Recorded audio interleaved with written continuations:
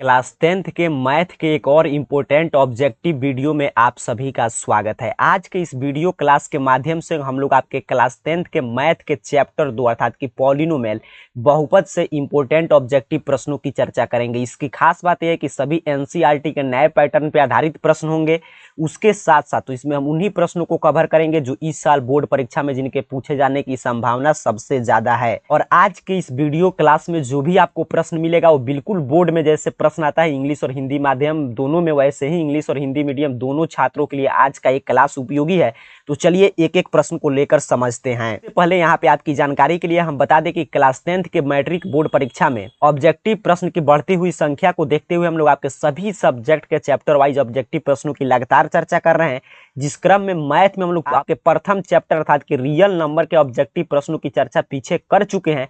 तो यदि वो वीडियो आप नहीं देखे होंगे तो आप उसको भी देखकर समझ सकते हैं। लिंक आपको डिस्क्रिप्शन बॉक्स में मिल जाएगा। इस चैनल से ज्वाइन रहिए और प्रत्येक क्लास को करते रहिए ताकि मैट्रिक बोर्ड परीक्षा में आपका शानदार रिजल्ट आ पाए और ऑब्जेक्टिव प्रश्न तो आपका एक भी गलत नहीं हो। चलिए आगे बढ़ते हैं। पहला नंबर प्रश्न देखिए, शानदार प्रश्न है, बिल्कुल दोनों मीडियम के छात्रों के लिए है। तो यहाँ पे दोनों भाषा में प्रश्न लिखा गया है। क्वेश्चन नंबर 1 आपसे पूछा गया है कि बहुपद 5y² - 25 के शून्यक क्या है। तो इसका शून्यक आपको निकाल कर बताना है कि इसमें से कौन सा सही होगा। तो चलिए इसका शून्यक हम लोग पहले फाइंड आउट करते हैं। तो यहाँ पे थोड़ा सा समझते हैं कि आपको अगर ऐसा प्रश्न एग्जाम में आ जाए तो आप उसको कैसे सॉल्व करेंगे। तो यहाँ पे देखिए हमको क्या लिखना होगा। तो 5y² - 25 प्रश्न में पूछा है कि इसका शून्यक अर्थात कि यहाँ पे देखिए रोज फाइंड आउट कीजिए। तो शून्यक का मतलब वही होता है कि y का आप ऐसा मान बताइए जिसको यहाँ पे हम पुट करें तो इसका मान बराबर 0 हो जाए। तो यहाँ पे हमने क्या कर दिया 0। अब क्या करेंगे तो 5y² = यहाँ पे -25 है तो इस साइड जाएगा तो आप जानते हैं साइन चेंज होकर हो जाएगा +25। 5y² = 25 divided by 5। क्यों यहाँ पे गुना में था तो यहाँ पे डिवाइड भाग में हो गया। इसको कटा दीजिएगा तो 5 यहाँ पे आएगा या y² = 5। यहाँ पे क्या बचा आपका 5 या y =√5। और जानते हैं अंडर रूट में कोई भी संख्या प्लस माइनस दोनों में होता है तो इसीलिए y बराबर +5 और -√5। वैसे भी ये द्विघात बहुपद है तो इसके दो ही शून्यक आएंगे।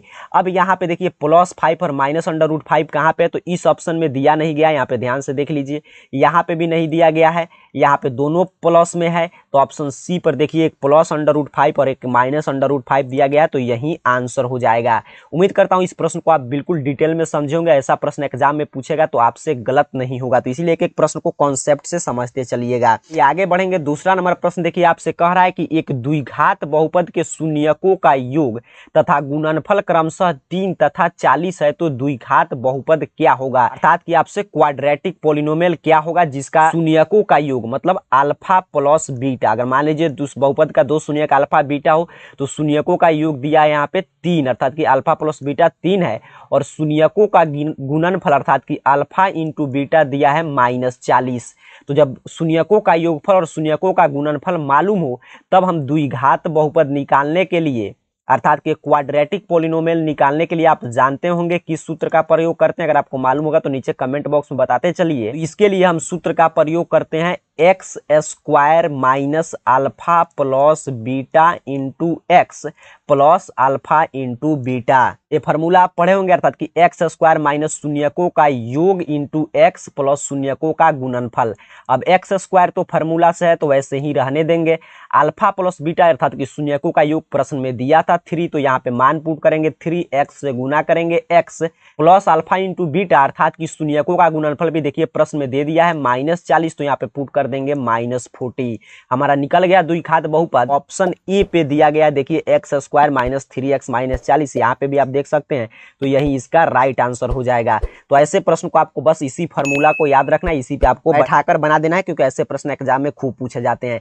चलिए उम्मीद करता हूँ ये भी प्रश्न आप समझ लिए होंगे। कोई भी दिक्कत होगा तो नीचे कमेंट बॉक्स में जरूर पूछिएगा। चलिए आगे बढ़ते हैं। तीसरा नंबर प्रश्न बहुत ही महत्वपूर्ण प्रश्न और नए पैटर्न पे हम लोग प्रश्न लिए ताकि यहाँ से तमाम प्रश्न आपको इस साल बोर्ड परीक्षा में देखने को मिलेंगे। चलिए नेक्स्ट प्रश्न कह रहा है कि यदि बहुपद एक्स स्क्वायर प्लस ए एक्स माइनस बी के शून्यक एक दूसरे के व्युत्क्रम हो अर्थात कि रेसिप्रोकल हो तो बी का मान क्या होगा। बड़ा ही शानदार प्रश्न है। आपसे कह रहा है कि इसका शून्यक हम निकाल रहे हैं। मान लीजिए वो शून्यक कुछ भी आता है, मान लीजिए एक शून्यक आ गया एक्स तो दूसरा ऑटोमेटिक हो जाएगा 1/x अर्थात कि रेसिप्रोकल है, एक दूसरे का व्युत्क्रम है। जानते हैं इस द्विघात बहुपद का हमने शून्यक निकाला, वो शून्यक आया x और एक आ गया 1/x। अब आपसे पूछा है, ध्यान से समझिएगा, b का मान क्या होगा और b कहां पे दिया है, c के जगह पर। b किसका मान है, c का। क्यों? क्योंकि आप जानते हैं कोई भी द्विघात बहुपद इस तरह लिखा जाता है ax² plus bx plus c। तो देखिए c का मान कितना है, b। अब हमको b का मान निकालना है अर्थात कि c का मान निकालना है। तो आप जानते हैं जब शून्यक का हम लोग गुणनफल निकालते हैं अल्फा इंटू बीटा, तो अल्फा इंटू बीटा अर्थात कि शून्यक का गुणनफल क्या होगा, नीचे कमेंट बॉक्स में जरूर बताइएगा। अगर आपको मालूम होगा तो आप पढ़े होंगे अल्फा इंटू बीटा अर्थात कि शून्यक का गुणनफल होता है c/a। और यहाँ पे देखिए अल्फा इंटू बीटा हमको मालूम है, क्या मालूम है, कहा था प्रश्न में एक मान लीजिए x है तो उसका एक व्युत्क्रम है 1/x। सी, तो सी के जगह पर देखिएगा ध्यान से कितना दिया है, बी। तो बी आप लिखेंगे, इसीलिए आपका प्रश्न का आंसर गलत हो जाता है। आपको क्या लिखना है, -b। तो यहाँ पे आप क्या लिखिएगा, -b। और ए का मान तो जो x² के पहले होता है वही ए का मान होता है। तो x² के पहले यहाँ पे क्या है, कुछ नहीं है, तो सर 1 होगा। क्या होगा, 1 होगा। यहाँ पे ध्यान दीजिएगा x से x कैंसिल हो जाएगा और यहाँ पे ये भाग में है तो इधर गुना में कीजिएगा तो 1 से 1 में मल्टीप्लाई कीजिए, 1 रहेगा -b, इसीलिए b बराबर -1 है। माइनस इधर चला गया तो क्या हो गया, -1। तो अर्थात कि राइट आंसर ऑप्शन बी पे दिया गया है। ऐसे प्रश्न को आपको ऐसे ही सॉल्व करना है परीक्षा में। चलिए उम्मीद करता हूं ये भी प्रश्न आप समझ लिए होंगे। एक एक प्रश्न को समझते चलिएगा क्योंकि मैं फिर से बोल रहा हूं महत्वपूर्ण प्रश्न है इस साल के लिए। आगे आ गया 4 नंबर प्रश्न। देखिए आपसे पूछा जा रहा है पद dy² plus by plus a के शून्यकों का गुणनफल। यहाँ पे ध्यान देना आपको, the product of the zeros अर्थात कि शून्यकों का गुणनफल। तो अभी हम लोग पढ़े हैं जस्ट शून्यकों का गुणनफल अर्थात कि मानते हैं इसका 2 शून्यक अल्फा बीटा है तो शून्यकों का गुना करेंगे तो क्या आता है, c/a आता है। अब प्रश्न है कि सर c कहां से आया, तो कोई भी द्विघात बहुपद ax² plus bx plus c के रूप में होगा। कब, जब उसमें एक चर x रहे। अगर वहीं पे एक चर y रहे तो द्विघात बहुपद ay² plus by plus c का रूप में होता है, जहां पे a b c real number है। तो अल्फा इंटू बीटा आपसे पूछा गया है शून्यकों का गुणनफल c/a। तो देखिए यहाँ पे कांस्टेंट तो c कितना है, तो यहाँ पे a दिया है तो a लिखेंगे। a का मान तो फिर मैंने पीछे भी बताया, जो x² के पहले हो या y² के पहले हो तो a का मान, तो यहाँ पे y² के पहले क्या दिया है, d, तो a/d। ध्यान से देखिएगा ऑप्शन डी पे आपको दिखाई दे रहा है a/d, तो यही राइट आंसर हो जाएगा। उम्मीद करता हूँ ये भी प्रश्न आप डिटेल में समझ लिए होंगे। आगे बढ़ेंगे 5 नंबर प्रश्न। 5 नंबर प्रश्न बिल्कुल आसान है, आपको इसका आंसर नीचे कमेंट बॉक्स में देखते देखते बता देना चाहिए। कह रहा है बहुपद 2x² प्लस 5x माइनस 12 का घात क्या है। चाहे आप कभी इस क्लास को देखें, लेकिन जो भी प्रश्न मैं आपसे पूछा हूं उसे नीचे कमेंट बॉक्स में जरूर उसका आंसर दीजिएगा।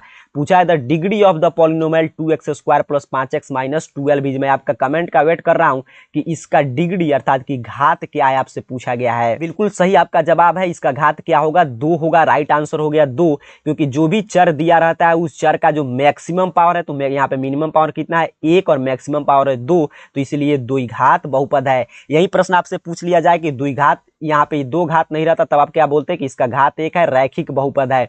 अगर रैखिक बहुपद आएगा तो उसके शून्य की संख्या 1 होगा। ये भी प्रश्न खूब पूछा जाता है, पिछले साल भी पूछा गया था। द्विघात बहुपद अगर रहेगा तो उसके शून्य की संख्या पूछा जाएगा तो 2, त्रिघात बहुपद रहेगा तो 3।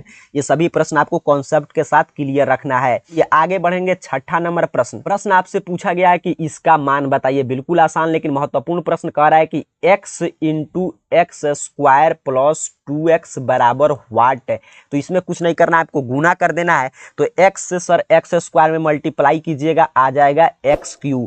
अब फिर x से 2x में गुना करेंगे तो आ जाएगा 2x²। आपको यही आंसर हो गया। तो हम लोग यही आंसर फाइंड आउट किए, ऑप्शन नंबर ए पे ही राइट आंसर दिया गया है। बिल्कुल ऐसे ही आसान प्रश्न को सॉल्व करके आपको सिर्फ कॉन्सेप्ट सीख कर रखना है। आपको मैथ में 100/100 स्कोर करना है।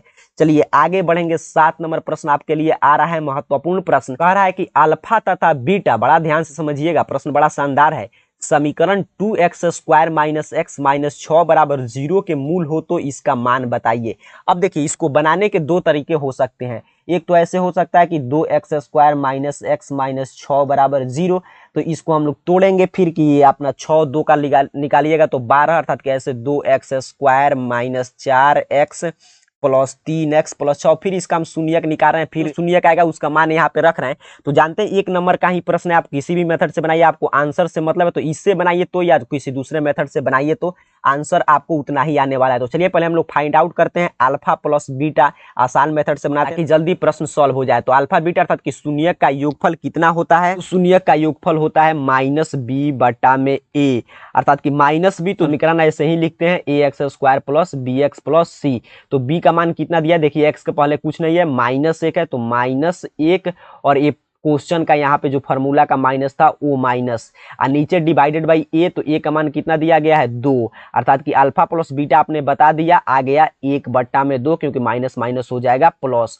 फिर एक और मान निकाल लेते हैं अल्फा इंटू बीटा, अर्थात कि शून्यकों का गुणनफल, तो अभी पढ़े क्या होता है c/a, तो c का मान देखिए कितना दिया गया है -6/a, तो a का मान कितना है यहाँ पे 2, तो -6/2, अर्थात कि कटाइएगा तो -3। देखिए इस मेथड से भी आप बनाइएगा, आपको मैथ में देखिए बिल्कुल नहीं घबराना चाहिए, किसी मेथड से इससे भी बनाइएगा तो उतना ही आंसर आएगा, लेकिन थोड़ा सा लॉन्ग होगा। आप सोचिए यहाँ पे बन गया कैसे, इसका मान पूछा था तो इसका मान हम लोग निकालेंगे, तो यहाँ पे अल्फा बीटा का हम लोग एलसीएम लेंगे तो क्या हो जाएगा अल्फा इंटू बीटा जाएगा यहाँ पे बीटा प्लस अल्फा।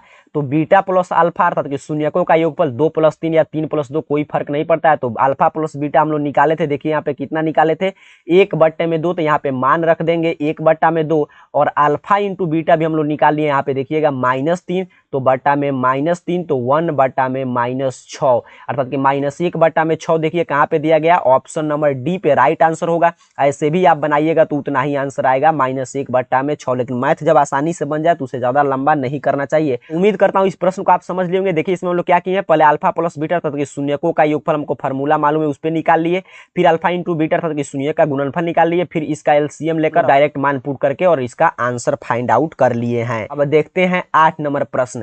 8 नंबर प्रश्न कह रहा है कि बहुपद x² माइनस x प्लस 1 के शून्यक का योग क्या होगा। फिर आपसे शून्य का योग पूछा है, अर्थात कि अल्फा प्लस बीटा पूछा है। तो अल्फा प्लस बीटा आप जानते हैं कितना होता है, -b/a होता है। -b अर्थात कि b का मान सर कहाँ से मिलेगा, माइनस तो हमारे फार्मूला में दिया है, और b का मान तो सर जो x के पहले समीकरण में रहता है वही b का मान होता है। तो x के पहले कितना है, कुछ नहीं है, लेकिन -1 है, तो -1। a का मान तो जो समीकरण में x² के पहले दिया रहे, तो x² के पहले क्या दिया है, कुछ नहीं दिया है, तो 1 हो जाएगा। तो minus minus plus 1 divided by 1 is equal to 1। तो ध्यान से देखना है, ऑप्शन ए पे 1 दिया है तो ए को ही आपको कलर करना है, नहीं कि यहाँ पे -1 आ गया तो बी को कलर कर दिए तो आपका 1 नंबर यहाँ से गायब हो जाएगा, और जो आपका टारगेट है 100/100 पूरा नहीं हो पाएगा। तो इसलिए बिल्कुल ध्यान से, मैथ में बिल्कुल नहीं घबराना चाहिए, आसानी से बिल्कुल एक एक प्रश्न को समझकर उसे हल करने का प्रयास करना चाहिए, और सोचना चाहिए कितना इजी मेथड से हम उसे बना दें। चलिए आगे बढ़ेंगे। नेक्स्ट 9 नंबर प्रश्न आपके लिए द्विघात बहुपद x² प्लस 12x प्लस 35 के शून्यक क्या होंगे, धनात्मक होंगे कि ऋणात्मक होंगे, कि एक धनात्मक होगा दूसरा ऋणात्मक होगा, अर्थात निगेटिव होगा कि पॉजिटिव, आपको बताना है। तो इसके लिए आपको भी पूरा हल करने की आवश्यकता नहीं है, लेकिन थोड़ा सा आपको हल करना ही पड़ेगा। तो थोड़ा सा हम लोग हल करते हैं। तो यहाँ पे ध्यान से देखिएगा क्या दिया है, x², इसको आप जानते हैं तोड़ते हैं हम लोग, तो 35 को आप तोड़िएगा तो ऐसे टूट जाएगा 5 से 7, अर्थात कि 7 × 5 में 35, और 7 और 5 को ऐड करेंगे तो 12 प्राप्त हो जाएगा। तो यहाँ पे हम कितना लिखेंगे, 5x प्लस 7x प्लस 35। बस अगर शून्यक पूछा जाता तब इसको आपको पूरा हल करने की आवश्यकता था, लेकिन अगर शून्यक नहीं पूछा गया तो इतना ही बस इसको तोड़ दीजिएगा। और यहाँ पे अगर दोनों प्लस में आएगा तो दोनों आंसर आपका ऋणात्मक ही होगा, बोथ निगेटिव हो जाएगा। क्या है, बराबर में 0, तभी हम लोग शून्यक निकाल रहे हैं। और यहाँ पे अगर 1 माइनस 1 प्लस आता तो 1 धनात्मक होगा और दूसरा ऋणात्मक, और दोनों माइनस आता तो क्या होता है, दोनों धनात्मक हो जाता है।